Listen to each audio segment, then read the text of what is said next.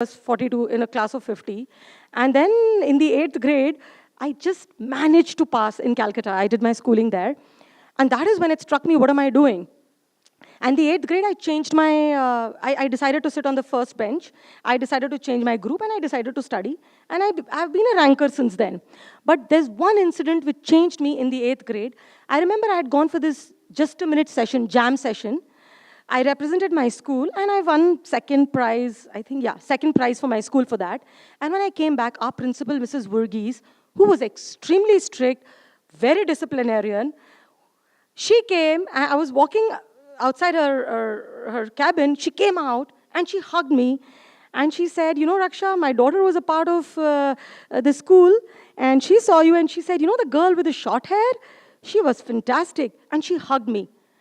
I'm telling you, that hug changed the way I looked at myself. I thought I was fantastic. And I remember it still. So I feel that teachers, have this great power. One word that they say, if you tell one line to your student that you can do it, the child maybe will think of it till somebody else who's more influential to the child than you says that you can do it, and he may change his mind, he or she. There is one incident I want to share. I've been doing a lot of reading on Marilyn Monroe. I've read everything possible about her. And when she had her third marriage with Arthur Miller, the playwright, it seems their marriage broke on that one line that Marilyn Monroe read on Arthur Miller's diary, where he had read that maybe I miscalculated and made a mistake when I married Marilyn. And that was the beginning of the end of their marriage, because she never felt after that she was good enough. So anyways, coming back to the power of teachers over their students, I think there is a still bigger power is of you influencing the other. You know, you are meeting so many students. You have so many things that you see. What if you start writing it down? What if you start writing down how you've changed, how this little thing you read made you think differently, how something that you interacted with made the child differently? That's about it. So I think writing is not at all about being smart. I think in the end, writing is about honesty. And I think all the books that we love and we revisit are the books that are honest here. And that is why I think all of us can write. I think all of us have stories. In fact, in Ahmedabad Mirror, I'm not a columnist anymore because I have too many projects to handle that once a week column. But I remember that one line which I believe very strongly in, that every life has a story and every story has a life. And I think somebody is out there waiting to read your story. So go ahead, write it. Thank you so much. Any questions or any questions? Should I?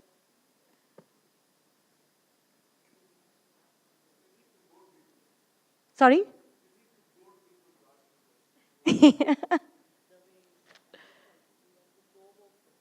No, if you have anything. And I keep doing these chicken soup for the soul series. So Mr. Choksi was telling me you have a newsletter. And it would be very interesting to just pen down 5 lines. Just do that. Just go and pen down 5 lines. So no questions, shall I? I was that good, is it? Sure.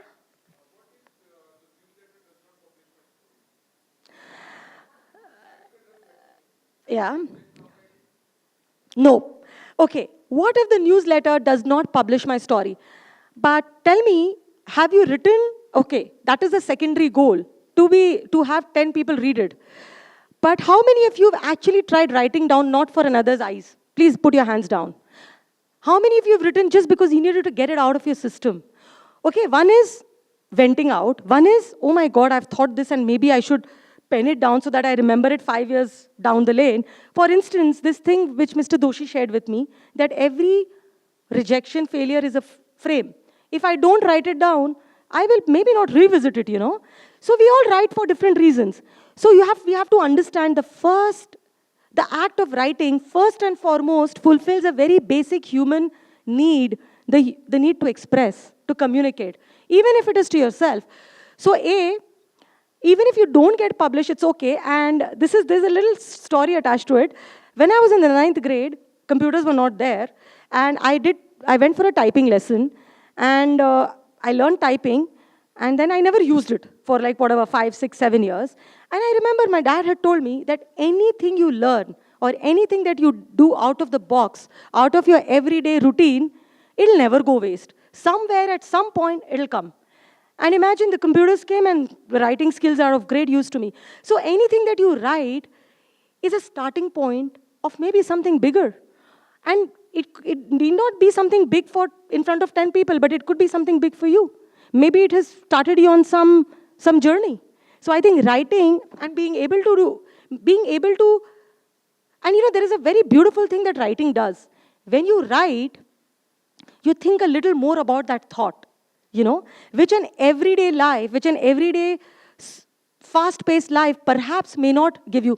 I'm telling you, try another thing. When you have a fight with somebody, instead of going and screaming, think about writing a mail to that person and see how specific you are, see how more effective you are, and also see how you make more content, more points.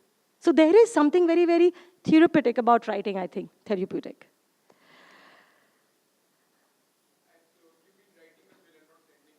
No.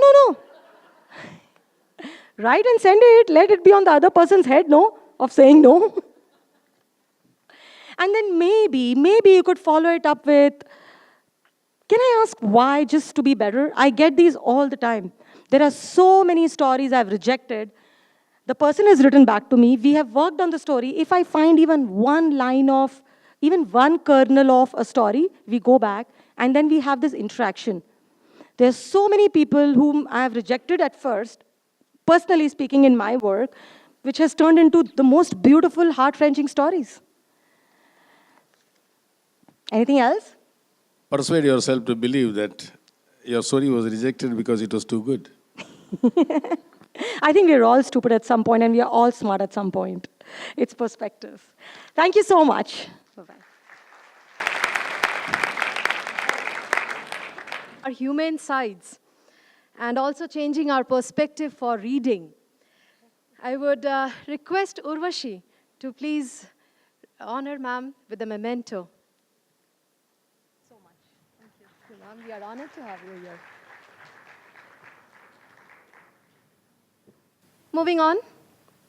One of the most crucial aspects of teaching is developing positive relationships with parents through effective communication.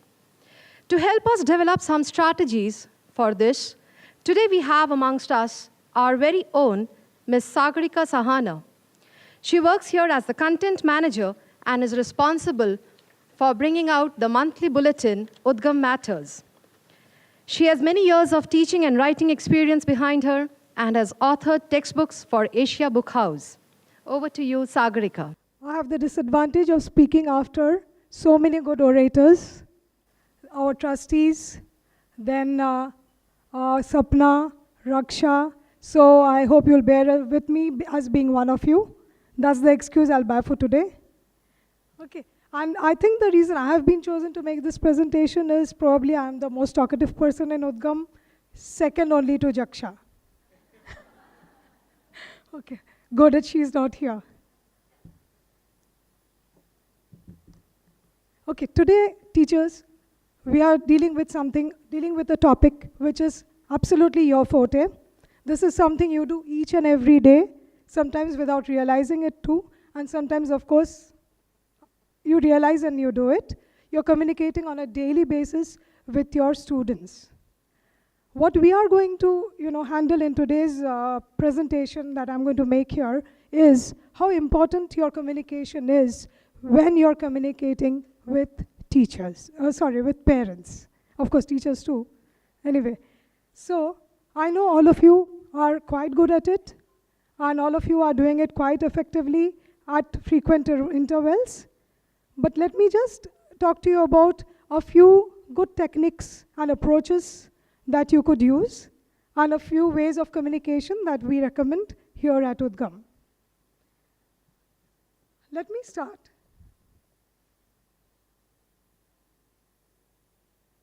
So I think all of you have got it. The topic which we are going to do today is effective teacher-parent communication. And it used to be earlier when The teacher used to be one side of the desk and the parents used to be on the other side. Now, as you know, we are all on the same side of the desk, and the parents are as much involved in the daily teaching and learning process as the students as maybe you are. So we need to be careful about what we communicate to the parents directly and also what we communicate in our classes. Each and every word we say, like even Raksha pointed out, is very important and makes an indelible mark on the young minds. So we have to be very careful about what we say to them. Even when we are not in a mood or frame of mind to say something positive, we should try to gulp down our anger, frustration, whatever. Being humans, I know we all have the right to it, to these emotions, but we need to gulp these down and carry on and see the student as the most important person to his parents, the most important person, one of the most important persons in your class, and see him or her as one of the souls, one of the clay models that you will be molding. Okay, so as I said, let us start with a few communication techniques which we shall be discussing here. Before that, I would like to tell you, there are 4 P's of communication. Most of you, as I said, are doing it unconsciously. It doesn't harm to know what these are so that you can inculcate them and you can incorporate them in your daily teaching and also in your daily communication with your parents. First is, of course, being very positive. We'll be discussing this in details as we go on.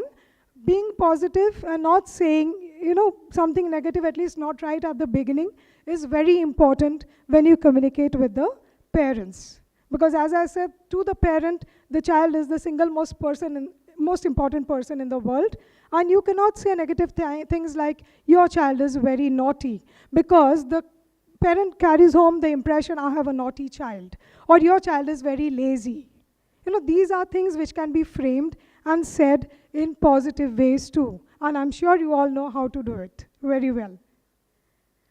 Next is personalized. We all have so many general things to say, but if you make it personal to the child, and if you say something, if you take the name of the child, Sandeep did an amazing thing in class today. Rather than the class worked amazingly today, and maybe you say the same thing to each and every parent, it really doesn't matter. As long as you're saying something positive about the child, that positive feeling carries on for a very long time. Just like, with us individuals too, when we are said something positive, it carries on forever. So that is how even the child's mind functions, maybe more than us. And the third, of course, is proactive. See, saying or telling the parent that you have a lazy child or a naughty child is not being proactive at all. What are you gaining out of it?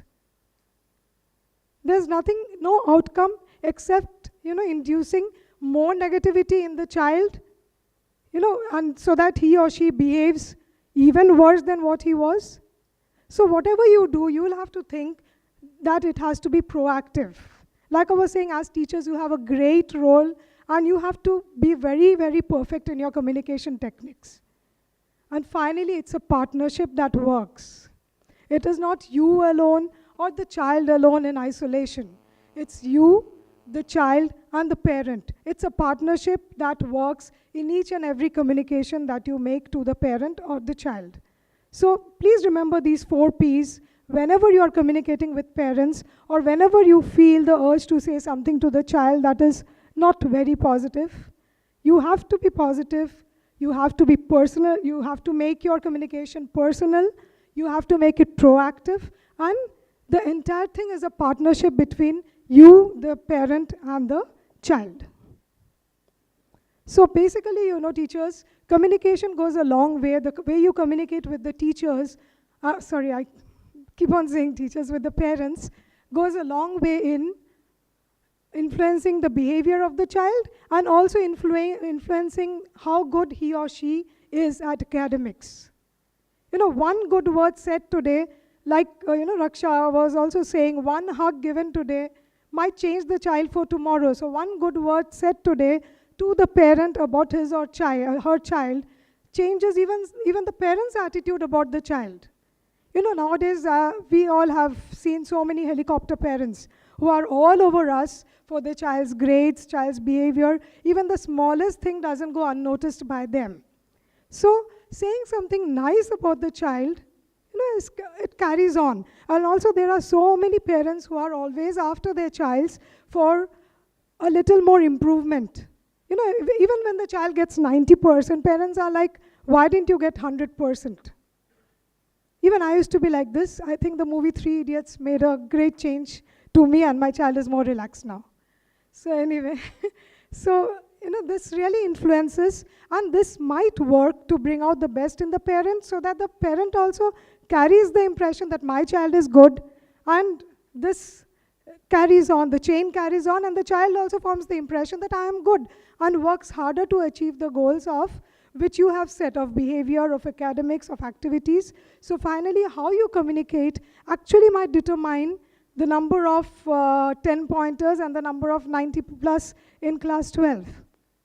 And it begins right from pre-primary, and not to be done at a later course of life.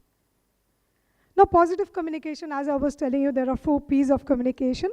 Positive is something which you begin very early, not wait for a long time. See, when students come to your class, they are pretty new to you, you are pretty new to them. So even though you don't know them properly, try to make a bond with them and make a bond with the parents as early as possible. Especially, don't wait till the last moment, especially when you know something is going wrong or something is wrong with the child or needs to be communicated to the special educators and counselors. Then don't wait till the last moment, make an early communication. But have something very positive to say all the time. Very, very positive to say all the time. And as I was saying, the child is the most important to the parent, so communicate accordingly. Do not sow seeds which will have further repercussions in their later lives. This is a cartoon I'm sure all of you know about. In fact, Radhika ma'am also was telling me about this one day. In 1969, the stage which, the relation between teachers and parents, and today.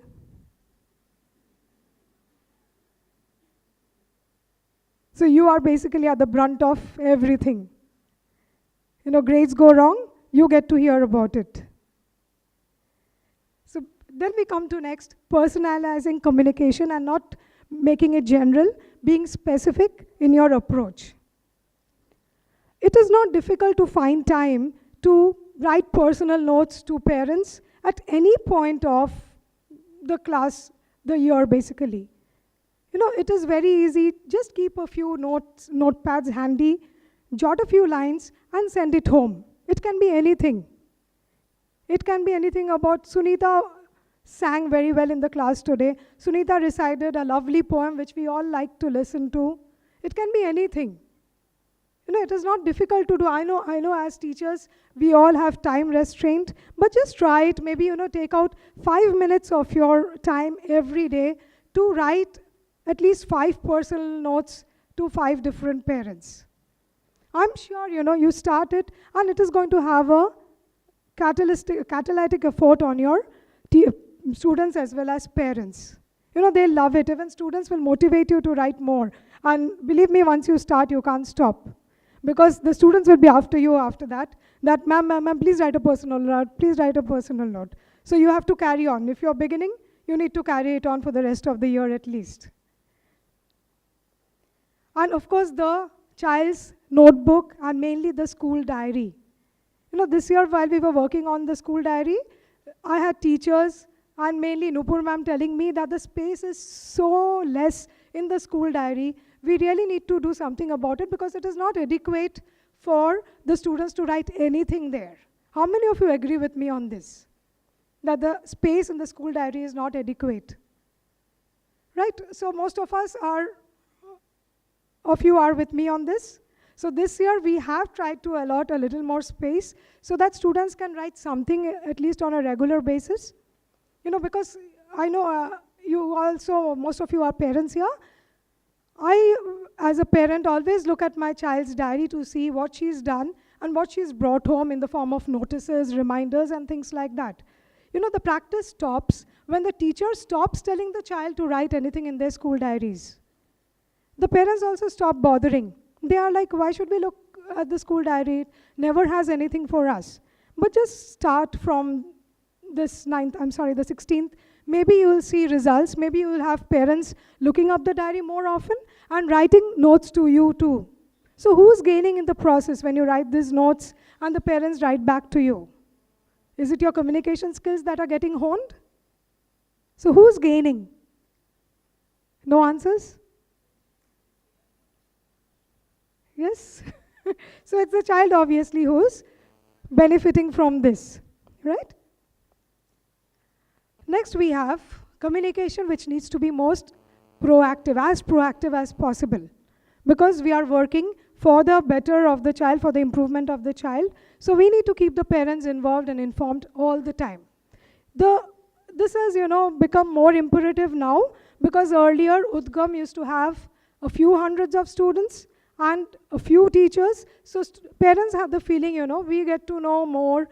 The school is small, we can interact more easily with the teachers, we can interact more easily with the principal, the vice principals, and so on.